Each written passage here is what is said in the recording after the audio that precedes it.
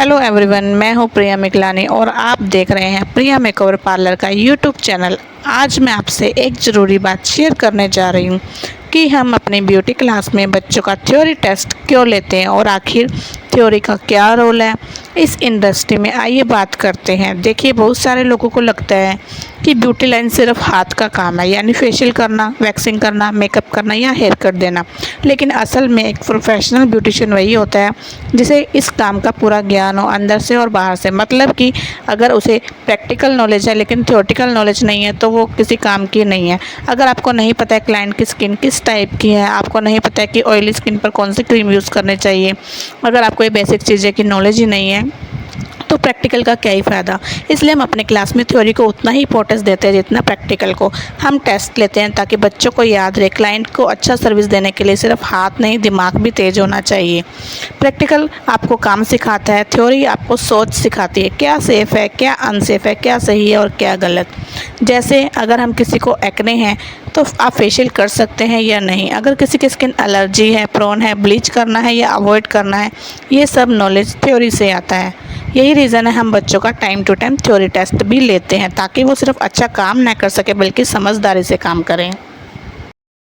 आप भी इसी तरह के क्वेश्चंस अपने स्टूडेंट से पूछ सकते हैं टाइम टू टाइम, क्योंकि उन्हें जो अगर क्वेश्चन के आंसर देते हैं तो आपको पता चल जाएगा कि वो क्वेश्चन आंसर देने के कितने एक्सपर्ट हो चुके हैं, मतलब उन्हें इस चीज़ की कितनी नॉलेज है। क्वेश्चन जो होते हैं हम उनसे पूछ सकते हैं स्किन टाइप के अकॉर्डिंग स्किन कितने प्रकार की होती है, ऑयली स्किन की पहचान कैसे करें, सेंसिटिव स्किन पर कौन कौन सी सर्विस से बचना चाहिए, फेशियल कितने तरह के होते हैं, कितने स्टेप होते हैं, क्लिनजिंग और स्क्रबिंग में क्या फ़र्क होता है, कौन सा फेशियल ड्राई स्किन के लिए सही रहता है।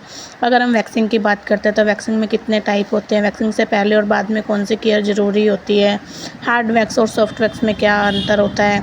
अगर हम ब्लीच में बात करते हैं तो ब्लीच और फेशियल में क्या फ़र्क होता है, ब्लीच लगाने का सही समय कितना होता है, ब्लीच को हम कैसे टेस्ट कर सकते हैं, ब्लीच में कौन सी स्किन टाइप को एलर्जी हो सकती है।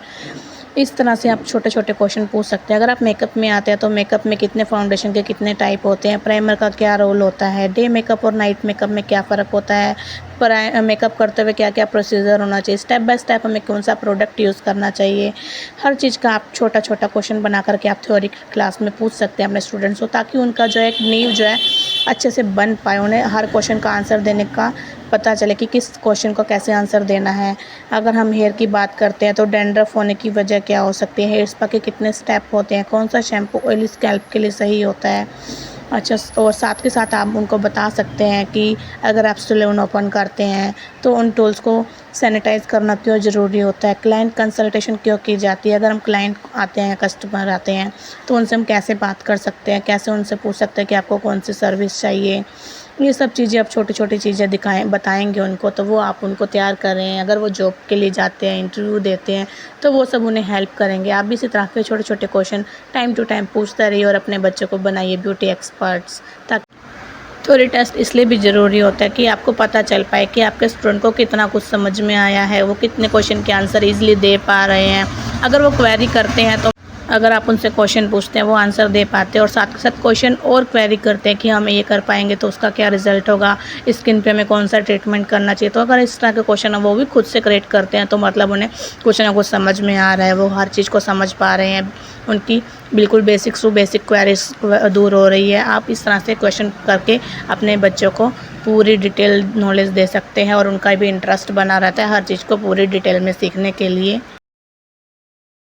जब आप इस तरह से क्वेश्चन आंसर करते हैं तो बच्चे खुद से कई बार बहुत ज़्यादा एक्साइटेड होते हैं और खुद से आंसर देने की ट्राई करते हैं और बहुत ज़्यादा इंटरेस्ट लेते हैं सीखने के लिए। आप हर क्लास का एक दिन डिसाइड कर सकते हैं, जैसे कि एक दिन के लिए आप स्किन का टेस्ट ले लें, फिर थोड़े दिन रुक करके आप केमिकल का ट्राई करें, फिर आप इस तरह से डे बाय डे कभी फेशियल का, कभी केमिकल का, कभी हेयर का, इस तरह से क्लास ले सकते हैं। और इसके आप सभी के थ्योरेटिकल नोट्स प्रिपेयर करके रखें ताकि बच्चे अगर फिर भी भूल जाते हैं तो आप थ्योरेटिकल नॉलेज नोट्स में से उनको रीडिंग करवा सकते हैं और टाइम टू टाइम उनके क्वेश्चन के आंसर देते रहिए, क्वेरी दूर करते रहिए, ताकि बच्चे भी एक्साइट होते रहें और अच्छे से अपने डीप नॉलेज के साथ इंटरेस्ट लेकर के सीखते रहें। हमारे यहाँ का हर स्टूडेंट सिर्फ ब्यूटिशियन नहीं बनता है बल्कि एक ऐसा एक्सपर्ट बनता है जो अपने स्किल और नॉलेज दोनों पर भरोसा रखता है, क्योंकि हमारा गोल सिर्फ ट्रेनिंग देना नहीं है, हम आपको तैयार करें लाइफ और जॉब दोनों के लिए। तो अगर आप भी इस ब्यूटी लाइन में आना चाहते तो ये बात ध्यान रखिए, थ्योरी और प्रैक्टिकल दोनों का बैलेंस ही आपको प्रोफेशनल बनाता है। अगर आपको ये बात समझ आई हो तो इस वीडियो को लाइक करें, अपने दोस्तों के साथ शेयर करें और हमारे चैनल प्रिया मेकओवर पार्लर को सब्सक्राइब जरूर करें। मिलते हैं अगले नेक्स्ट वीडियो में, तब तक के लिए खूबसूरत सोचिए, खूबसूरत रहिए। Thank you so much.